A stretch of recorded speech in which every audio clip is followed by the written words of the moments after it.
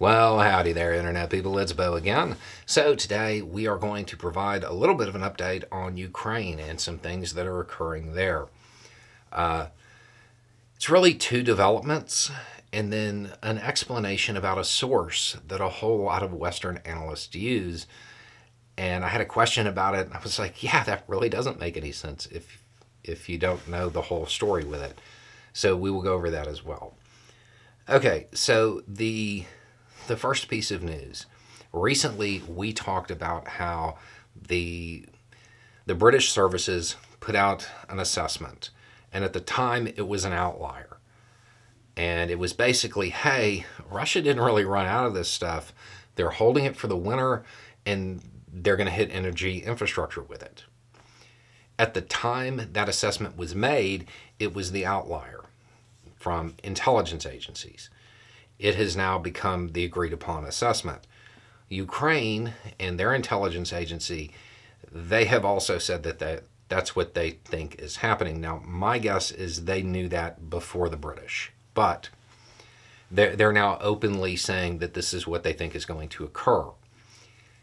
They have also kind of indicated that they have a response planned. And it's basically, okay, if you hit our energy infrastructure, we're going to hit yours. And they're talking about oil. That may be a pretty powerful statement. The Russian economy is not doing well. There's a lot of cooked books going on right now. And the one thing that's keeping it afloat, well, it's black and comes in giant drums. That's what the entire Russian economy is floating on. If they were to disrupt that, that would be a huge blow to the Russian economy. So it might be something that even the possibility of it might be something strong enough to sway Putin on this. We'll have to wait and see. But it's a very powerful statement. And if they can actually do it, it's even more powerful. So be ready for that as a response if that is what happens. The next bit of news has to do with maps. And it's something that I think a lot of us have noticed lately, but didn't really have an explanation for it. And that's that the maps have started to diverge again. For a long time, everybody was basically looking at ISW's maps, the Institute for the Study of War, looking at their maps, and that was pretty well agreed upon. Now you're starting to see analysts who lean more heavily into Russian sources. Their maps look different, and they believe that Russia controls areas that, well, frankly, they don't. And I've seen a handful of times where a map has indicated a particular area is under Russian control, and then we have footage of like Ukrainian soldiers walking through it like they're out on a picnic because there are no Russian forces near there. And it was hard to explain. Russian military bloggers have come up with their explanation. They believe that field commanders are basically, they're telling their boss, oh yeah, we took that area, when they didn't. And in some cases, they didn't even try.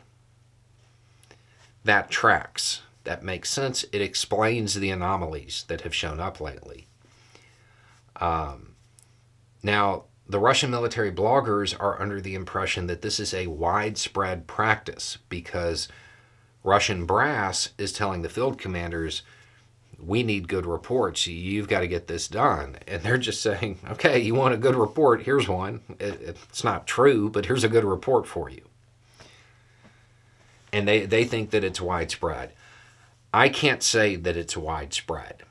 I can say I've seen it a handful of times. But it makes sense. This is something that could be very problematic later on because once that starts, the information, it compounds. Okay, well, we took half a kilometer today. Tomorrow you say the same thing. The next day you say the same thing, and you haven't moved. That would mean that Russian brass is devising strategies based off maps that aren't accurate, which is, I mean, that's a problem.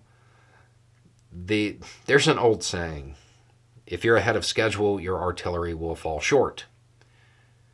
Meaning being accurate about where you're at. I mean, there's also like a whole slacker thing going on in that statement, but being accurate about where you're at is really important. Because if you are ahead of where you're supposed to be when you call for support, it's going to land on top of you, because that's where the enemy would be if you were fighting them. That could compound, and it could cause a lot of issues for Russia if that is widespread. Okay, and that leads us to the question, why do Western analysts trust Russian military bloggers? They don't. They trust their statements when they're complaining. In the United States, despite all of the recent news coverage, generally speaking, most American troops, most Western troops, understand the idea of operational security, and they don't say things that they shouldn't, for the most part. There are obvious, very high-profile exceptions lately. That culture really isn't there in the Russian military. What happens is the Russian military bloggers, they have contacts with people who are in the field, on the lines. And those people who are on the lines, they tell the bloggers things. The bloggers do their best to not share harmful information. But when they start complaining, they tend to let stuff slip. A good example of this would be, and how you can get real information from it. Let's say you have a blogger complaining that the 3rd platoon over here doesn't have ammo. Okay? They don't actually say the unit. They'll just say, we have a platoon that doesn't have ammo, and they're on the line. But if you pair that piece of information with a report from the Ukrainian side that says, well, we haven't taken fire from here lately, and you find out that 3 weeks ago, that particular blogger provided really in-depth information that would have to come from somebody in that platoon, you can assume that's what it is. You can pull information out. The other thing that they tend to do when they're complaining is say stuff like, hey, our maps aren't right, which now that information is out, if Ukrainian intelligence can verify that, there's a lot of different ways that information can be used. And the other thing that they do a lot is they try to talk around things, not in their most public forums, but in their version of their Patreon. They say things and they don't openly say anything that would be harmful, but they talk around it. And they talk around it so much that eventually you know what they're saying. So that's why you have a lot of Western analysts that monitor those channels. It's not necessarily for their political takes or for their assessment on what is happening, although sometimes they understand the Russian military culture to a better degree, and you can pick stuff up that way. It's just a good source because it's relatively, I don't want to say unregulated.